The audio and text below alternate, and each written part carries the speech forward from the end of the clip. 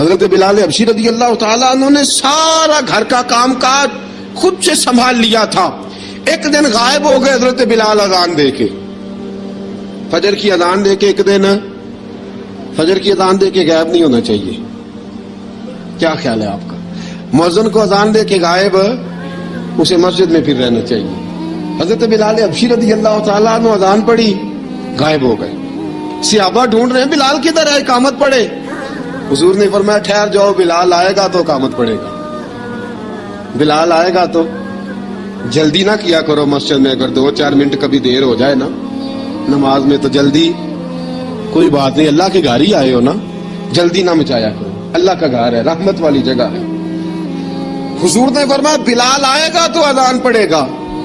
اب سب صحابہ خاموش ہیں کہ بلال جاتا نہیں, کام بھی اس کا کوئی ایسا نہیں. حضرت بلال دوڑے آئے, جلدی دوڑے آئے.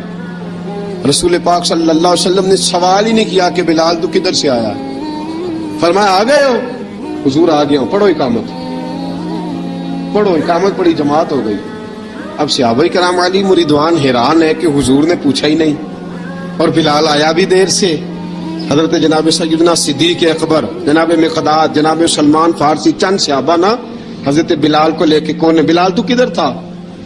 راز کی کوئی بات ہے جو بتاتا نہیں, کدھر تھا؟ حضرت بلال رضی اللہ تعالیٰ عنہ کی آنکھوں میں آنسو آ گئے, رو پڑے. کہ بلال کوئی گہری بات ہے, بتا معاملہ کیا ہے, روتا کیوں ہے؟ حضرت بلال حبشی رضی اللہ تعالیٰ عنہ فرمانے لگے جب حضرت خدیجہ الکبریٰ گھر میں چکی پیستی تھی, تھک جاتی تھی نا, تو میں مدد کرایا کرتا تھا. کتنے دن بیت گئے, جب فجر کی اذان دینے کے لیے گزرتا ہوں تو حضرت فاطمہ الزہرا کے بچے روتے ہوتے ہیں. فرمایا میں نے حضرت فاطمہ کو گود میں کھلایا ہے, مجھے اپنے محبوب کی شہزادی سے بڑا پیار ہے. کئی دنوں سے حضور کی خدمت میں عرض کر رہا تھا یا رسول اللہ کو مہربانی فرمائیں. حضور نے رات پیغام بھیجا ہے سیدہ فاطمہ کو کہ بلال جب آئے تو پردہ کر کے اندر چلی جایا کر. حضرت بلال فرماتے ہیں اذان دے کے گیا تھا حضرت فاطمہ کے گھر, میں نے کہا محبوب کی بیٹی ذرا پردہ کر لے, تو بچوں کو دودھ پلا, میں تیری چکی پیس دیتا ہوں. حضرت بلال حبشی کی آنکھوں میں آنسو رو رو کے بتلاتے ہیں. فرمایا سیدہ طیبہ طاہرہ حضرت فاطمہ الزہرا, میرے حبیب نے پتہ کیا فرمایا؟ فرمایا جس نے فاطمہ کو راضی کیا اس نے تو مجھے راضی کیا ہے. حضرت سیدنا بلال حبشی فرماتے میں نے چکی پیسی اور میں تمہیں کیا بتاؤں, میرے محبوب کی بیٹی نے مجھے بڑی ہی دعائیں دی ہیں, انہوں نے مجھ پر بڑا ہی اظہار محبت فرمایا ہے. فرمایا میں آذان سے لے کر جماعت تک لوگ تسبیحاں رولتے ہیں, لوگ قرآن کی آیات کی تلاوت کرتے ہیں, آذان سے لے کر جماعت تک لوگ مختلف قسم کے اذکار میں مشغول ہوتے ہیں. فرمایا میرا ذکر سنو, میری تلاوت سنو, میرا وظیفہ سنو, میں آذان سے لے کر جماعت تک محمد عربی کی بیٹی کی خدمت کرنے چلا جاتا ہوں. رسول پاک صلی اللہ علیہ وسلم کی شہزادی کی چکی پیس کے آیا. حضرت بلال نے اس انداز میں, بدر کی جنگ لگ گئی, بدر کا مارکا, حضرت بلال کے ہاتھ میں تلوار ہے, کہا میں لڑوں گا, پورا جہاد کروں گا. امیہ بن خلف جو بڑا مارا کرتا تھا نا, وہ دوڑ رہا تھا اپنے بیٹے کو لے کے, آگے کچھ صحابہ کھڑے تھے, وہ قریب سے گزرنے لگا. حضرت بلال نے فرمایا ذرا پکڑنا امیہ کو, یہ مجھے مارا کرتا تھا, ذرا پکڑنا, نہ جانے نہ دینا. امیہ کو صحابہ نے روکا. حضرت عبد الرحمن ابن عوف نے پکڑ کے ایک زور سے گھونسا مارا, ادھر جا کے گرا.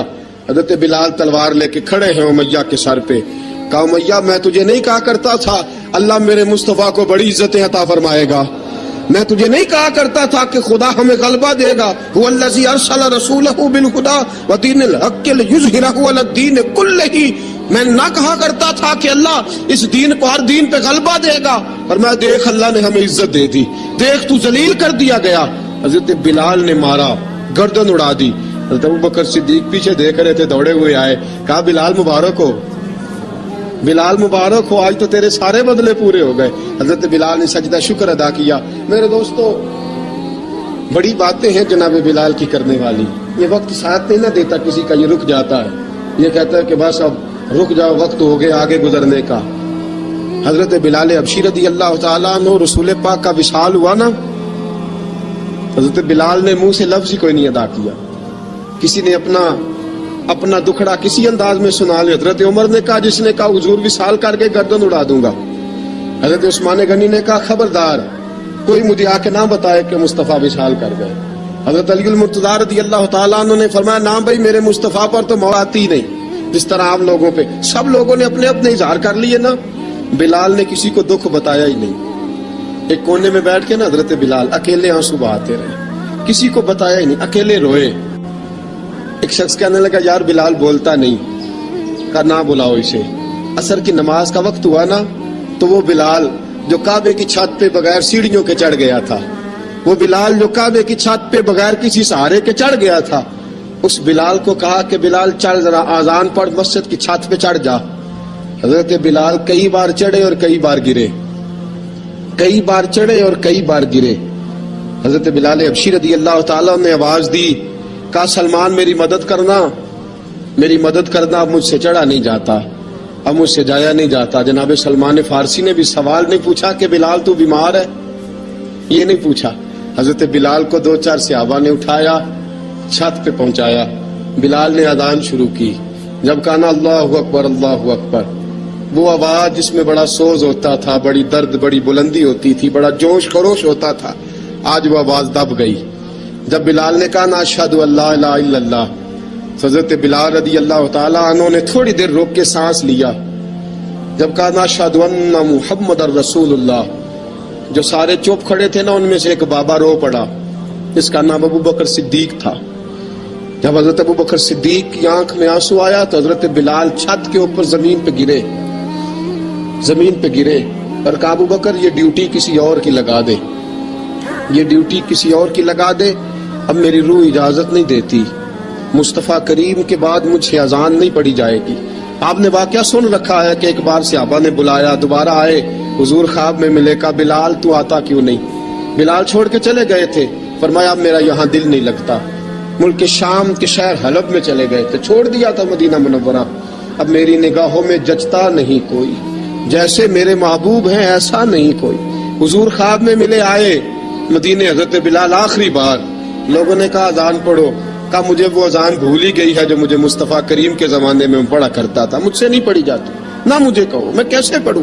امام حسن اور حسین نے آ کے دامن تھاما نا تو کہا بیٹا میں تمہاری نانی کا بھی نوکر رہا ہوں، میں تمہاری ماں کی چکی بھی پیستا رہا ہوں، مجھ سے کوئی فرمائش نہ کر ڈالنا، میں نے نوکری کی ہے اور مجھے اگر اللہ نے توفیق دی تو میں تمہارے بچوں کے پیر بھی دھویا کروں گا۔ لیکن امام حسن رضی اللہ تعالیٰ عنہ نے فرمایا بلال ایک بار تو اذان سنانی پڑے گی۔ سنائی بلال نے اذان۔ کوئی گھر مدینے میں ایسا نہیں تھا جہاں سے رونے کی آواز نہ آئی ہو۔ حضرت عمر فاروق رضی اللہ تعالیٰ عنہ اپنے زمانے میں شام گئے تو جناب بلال حبشی رضی اللہ تعالیٰ عنہ سے کہا کہ اذان پڑھو، حضرت بلال نے فرمایا میں پڑھ ہی نہیں سکتا، بڑی ہمت کے بعد اذان پڑھی اور جناب بلال نے کہا تم اگر روئے نہ تو میں اذان پڑھوں گا، رونا نہ، وعدہ لے لیا۔ حضرت عمر تو نہ روئے لیکن معاذ ابن جبل نے رونا شروع کر دیا۔ جب معاذ ابن جبل روئے تو پھر عمر بھی روئے، جب عمر روئے تو پھر بلال بھی روئے۔ وہ اذان اشہد ان لا الہ الا اللہ تک گئی، رسول پاک کے بعد پھر اذان اس سے آگے بڑھ نہ سکی۔ حضرت بلال کا وقت وصال آیا۔ حضرت ابو درداء کے داماد تھے جناب بلال حبشی۔ حضرت ابو درداء بہت معتبر صحابی ہیں، ان کی بیٹی حضرت بلال کے گھر میں تھی۔ حضرت بلال کا وقت وصال آیا تو آپ کی بیوی کہنے لگی بڑے افسوس کی بات ہے، آپ بچھڑ رہے ہیں۔ فرمایا افسوس نہ کر، مجھے مبارک دے، میں آج بچھڑوں گا تو جا کے رسول پاک سے ملاقات کروں گا۔ حضرت بلال حبشی نے، میرے دوستو، غریب آدمی تھے نا، مال تو زیادہ نہ دے سکے لیکن انہوں نے خدمت اس طرح کی، میں کھنگالتا رہا کتابیں، 28-29 کتابیں میں نے کھنگالی اس ہفتے میں حضرت بلال پر۔ حضرت بلال کا دعویٰ ہی کوئی نہیں، پوری کتابوں میں، پوری سیرت میں کہیں کوئی دعویٰ ملتا؟ کہیں نہیں کہا میں نے یہ خدمت کی ہے۔ یہ دعویٰ حضرت بلال کا دعویٰ، میں غور کرتا رہا اس بات پر کہ سب لوگ دعویٰ کر لیتے ہیں نا، بعض صحابہ کے دعوے ملتے ہیں کہ ہم نے فلاں موقع پہ خدمت کی تھی، بلال بدر میں، بلال احد میں، بلال خندق میں، بلال فتح مکہ میں، بلال نے ساری خدمتیں اپنے سر، لیکن بلال کا دعویٰ، حضرت بلال نے اپنے منہ سے ایک بار بھی نہیں کہا میں نے یہ خدمت۔ عشق بہت کیا، غریبوں جان نہ چھڑایا کرو، یہ کہہ کہ جان نہ چھڑایا کرو کہ ہم کیا کر سکتے ہیں، ہم کدھر جائیں، ہم آگے بڑھو، عملی طور پہ اپنا آپ پیش کرو، رسول پاک کے عشق میں رنگ جاؤ۔